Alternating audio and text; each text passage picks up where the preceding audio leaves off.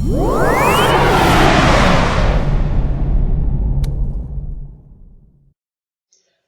पलटन, क्या हाल चाल। Welcome back to the field of law, जिसका नाम है जी लॉ पलटन। आज हम शुरू करने जा रहे हैं जी एक नया टॉपिक जिसका नाम है जी section 5 condition for Hindu marriage. हमने प्रीवियस लेक्चर में दो टॉपिक किए थे जी, that was section 3 and section 4।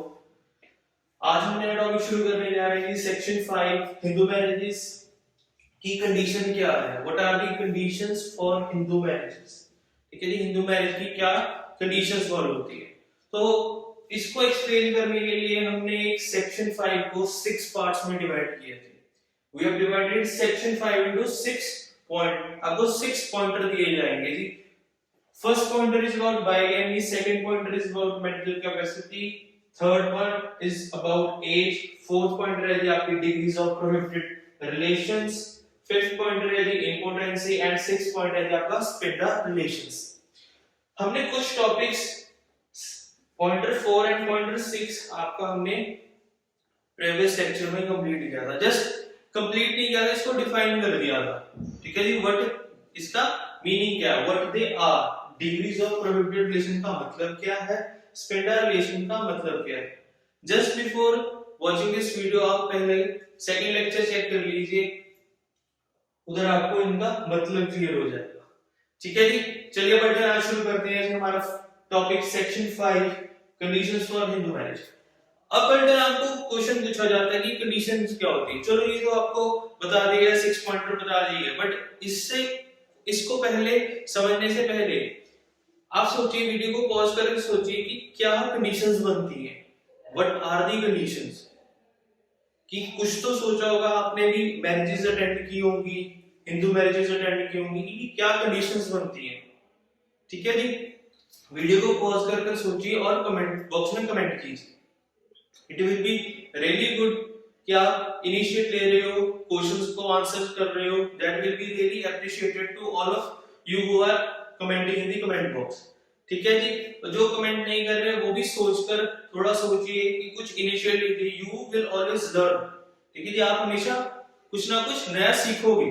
ठीक है जी, आज हम स्टार्ट करने जा रहे हैं जी सेक्शन 5 का पहला pointer, that is bigamy.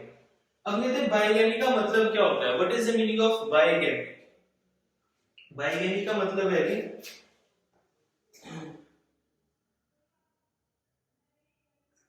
To marriages.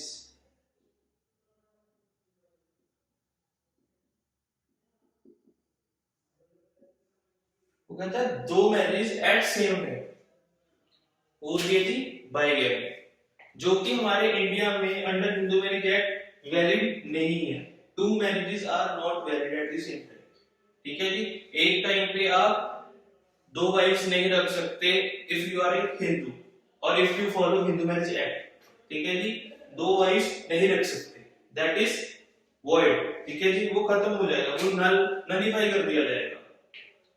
वो कहते हैं कि बाइगैमी का क्या पॉइंट बता दिया गया है कि दैट बाइगैमी स्टेट्स कि two marriages are invalid, void है, टोटली वॉइड। बट वो कहते हैं कि इस पॉइंट का मतलब क्या है। वो कहते हैं कि इंडिया में सिर्फ मोनोगेमी चलती है। व्हाट इंडिया में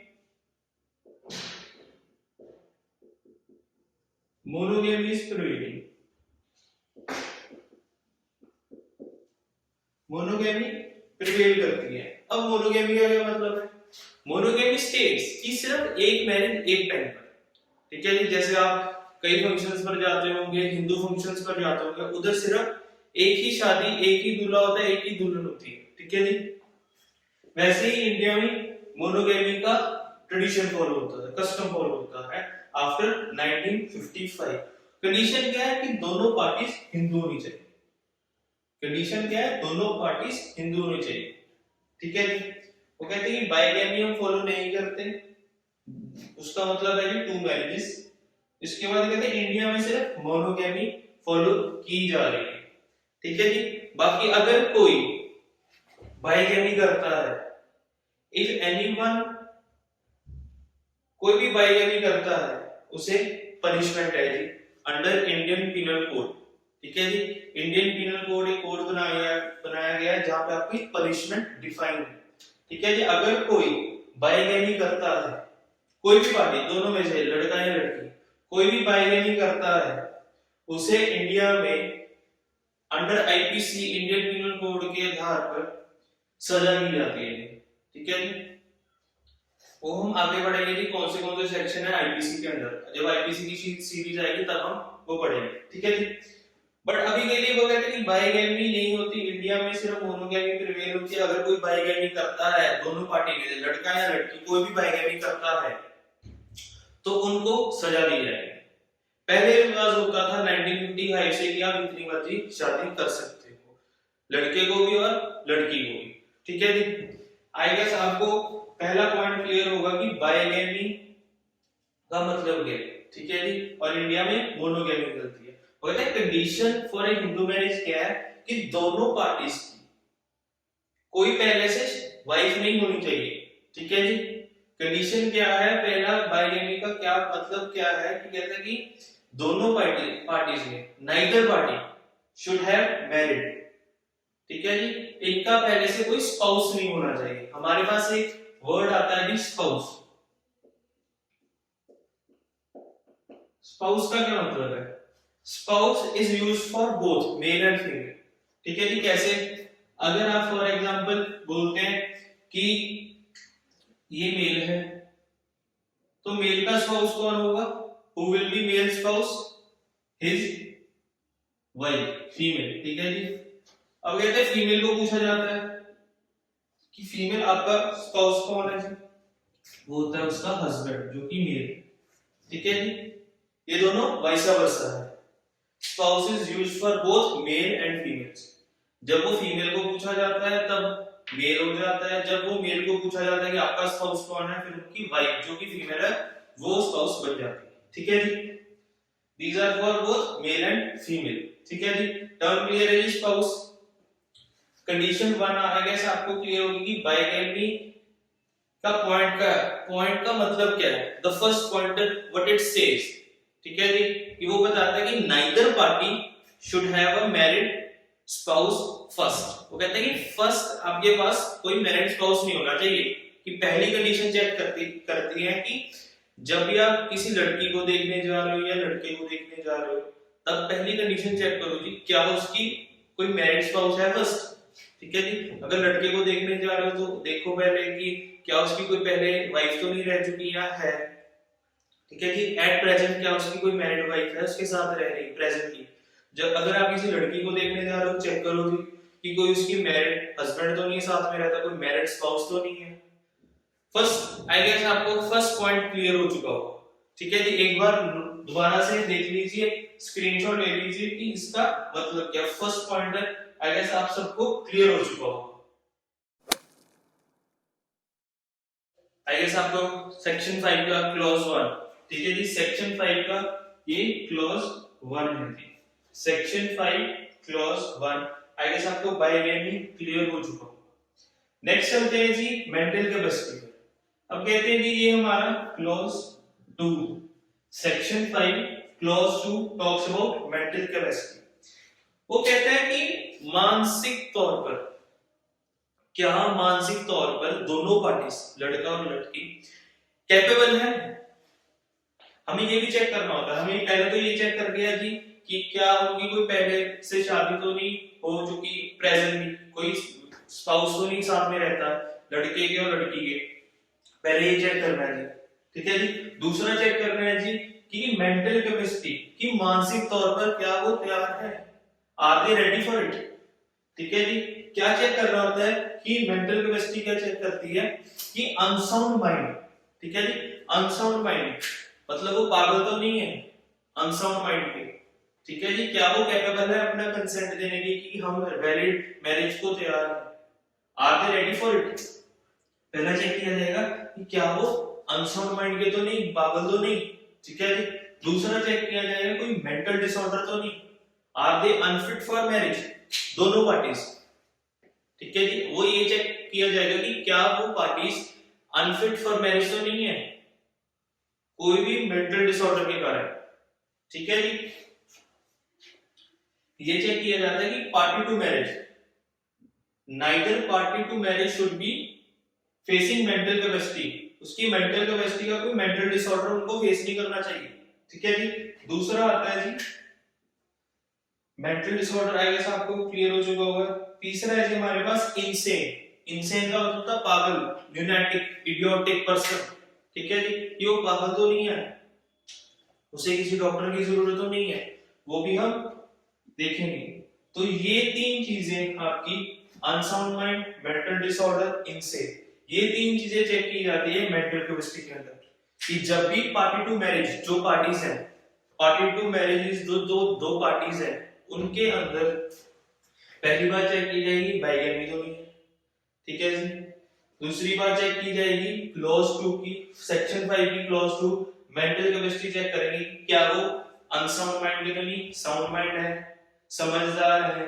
ठीक है जी। मेंटल डिसऑर्डर, कोई मेंटल डिसऑर्डर तो नहीं है, क्या वो अनफिट है मैरिज के लिए। ठीक है जी। सोसाइटी की नीड्स को फुलफिल करते हैं, ये चेक करेंगे। इनसे पागल तो नहीं है। ठीक है जी। पागलपन के दौरे तो नहीं पड़ते, ये चेक करेंगे। ठीक है जी। ये सेक्शन 5 के क्लॉज 2 में बताया गया जी mental capacity. This is also very important to check at time of marriage. ठीक है जी। ये चीजें चेक की जाती है। आई होप पल्टन आपको सेक्शन 5 के क्लॉज 2 भी क्लियर हो चुका होगा। ठीक है। आगे बढ़िए। नेक्स्ट है जी हमारे पास सेक्शन 5 का क्लॉज 3। ठीक है जी। सेक्शन 5 का क्लॉज 3 है दैट टॉक्स अबाउट एज। अब कहते हैं कि मैरिज के टाइम पे एज भी देखी जाएगी। ठीक है जी। According to child marriage restraint act 1978, इस एक्ट के आधार पर बॉयज की एज होनी चाहिए जी 21 इयर्स। ठीक है जी। गर्ल्स की एज होनी चाहिए जी 18 इयर्स। ठीक है जी। According to Child Marriage Restraint Act 1978, boys' age should be 21 years. ठीक है, गर्ल्स एज शुड बी 18। वो कहते हैं लड़कों की एज 21 साल होनी चाहिए, बॉयज की एज 21 साल होनी चाहिए, और जो कहते हैं लड़कियों की, गर्ल्स की, वो होनी चाहिए 18 साल। ठीक है जी। ये बताता है जो हमें section 5 clause 3 that talks about as.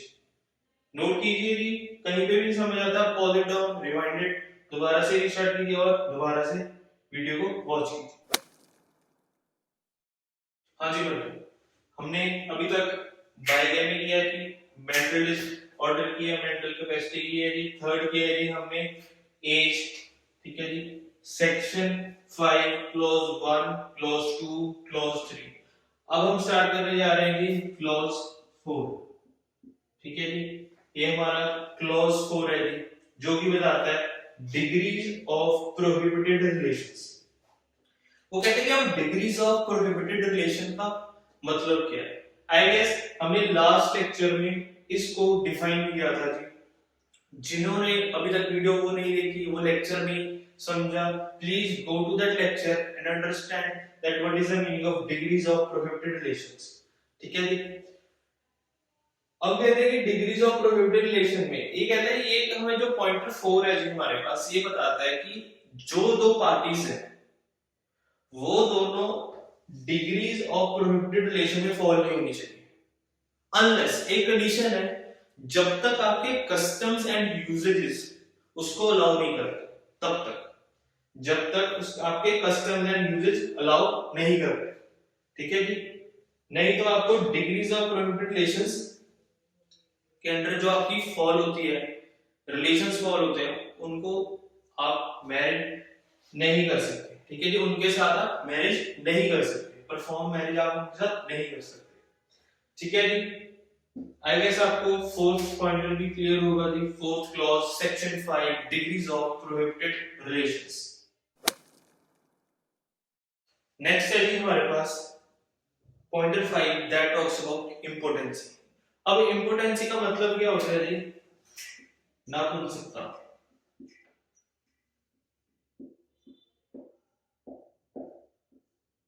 ठीक है जी। नापुंसकता। अब कहते हैं जी a person should not be important at the time of marriage. कहते हैं मैरिज के टाइम पर दोनों पार्टी में से कोई भी इंपोर्टेंट नहीं होना चाहिए. अगर इंपोर्टेंट पर्सन की शादी हो जाती है, then the non important spouse, जो नॉन इंपोर्टेंट स्पाउस है, उसके अकॉर्डिंग ही हम चलेंगे. ठीक है जी. The society will accept it that marriage avoidable marriage. ठीक है जी. वो एक अवॉइडेबल मैरिज हो जाएगी at the option of the non impotent spouse. Avoidable marriage का मतलब होता है कि उसकी मर्जी है, वो आगे कंटिन्यू करना चाहती है या कंटिन्यू नहीं करना चाहती. ठीक है जी. इंपोर्टेंट पर्सन की अगर मैरिज हो जाए तो मैरिज हो जाती है avoidable marriage at the option of non important person. अब कहते हैं कि इंपोर्टेंसी को डिफाइन कैसे करना है, नपुंसकता को डिफाइन कैसे करना है. वो कहते हैं कि इंपोर्टेंसी हम तभी मानेंगे जब वो कंज्यूमेशन ऑफ मैरिज में प्रैक्टिकलिटी नहीं देती. ठीक है जी. हमारे पास एक वर्ड आ गया जी, कंज्यूमेशन.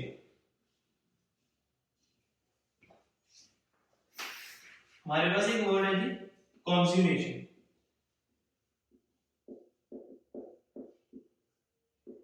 जिसका मतलब होता है जी फिजिकल रिलेशन. वो कहता है कि फिजिकल रिलेशन आप बिल्डअप नहीं कर सकते. ठीक है जी. You can not fulfil the societal desire. वो कहते हैं कि जब भी आप कंज्यूमेशन इन मैरिज नहीं परफॉर्म कर पा रहे तो वो इंपोर्टेंसी को लीड करता है. ठीक है जी. And it is at the non impotent spouse कि वो आगे शादी कंटिन्यू करना चाहता है या नहीं करना चाहता. ठीक है जी. उस इंपोर्टेंट की देखी जाएगी क्या वो क्यूरेबल है, क्या वो इनक्यूरेबल है. That depend upon a non impotent spouse कि वो पहले शादी करना चाहता है या नहीं करना चाहता. अगर उसकी शादी हो जाती है फिर भी वो नॉन इंपोर्टेंट पर्सन पर है कि क्या वो कंटिन्यू करना चाहता है या कंटिन्यू नहीं करना चाहता. ठीक है जी. ये हमारा छोटा सा टॉपिक था पॉइंट 5 इंपोर्टेंसी. ठीक है जी. दोबारा जब मैं आता है इंपोर्टेंसी का मतलब होता है नपुंसकता. ठीक है जी. मींस आप कंज्यूमेशन ऑफ मैरिज नहीं कर पा रहे, फिजिकल डिजायर फुलफिल नहीं कर पा रहे, तो उस नॉन इंपोर्टेंट पर्सन का की कंडीशन देखी जाएगी क्या वो आगे कंटिन्यू करना चाहता है या नहीं करना चाहता, क्या वो मैरिज को एक्सेप्ट करना चाहता है या नहीं करना चाहता, क्या वो उस इंपोर्टेंट पर्सन से शादी करना चाहता है या नहीं. It all depends upon non impotent spouse. ठीक है जी. एक बार नोट कीजिए जी, हमने पॉइंट 5 किया इंपोर्टेंसी. नेक्स्ट करते हैं जी पॉइंट 6. वो बताता है spindle relation, that is section 5 clause 5. ठीक है जी. स्पिंडल रिलेशनशिप का जो पॉइंट है वो सेक्शन 5 के क्लॉज 5 में स्पिंडा को एक कंडीशन दी गई है कि स्पिंडा रिलेशंस को निकालना कैसे. हम फादर साइड 5 जनरेशन तक जाते हैं, मदर साइड हम 3 जनरेशन तक जाते हैं. तो according to that we find out sapinda relations कि स्पिंडा रिलेशंस भी चेक किए जाएंगे at the time of marriage. Condition it is very important condition कि वो स्पिंडास नहीं होने. जैसे फॉर एग्जांपल एक बहन है एक भाई है, ये हम दोनों इनकी शादी नहीं करवा सकते, that they are from one mother.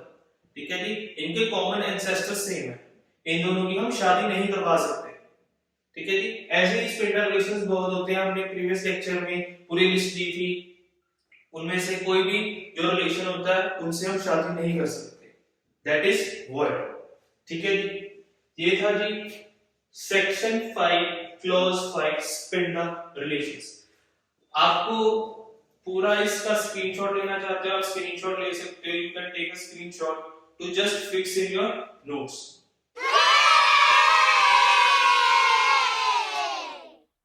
हाँ जी better waiting for long gathering. चलिए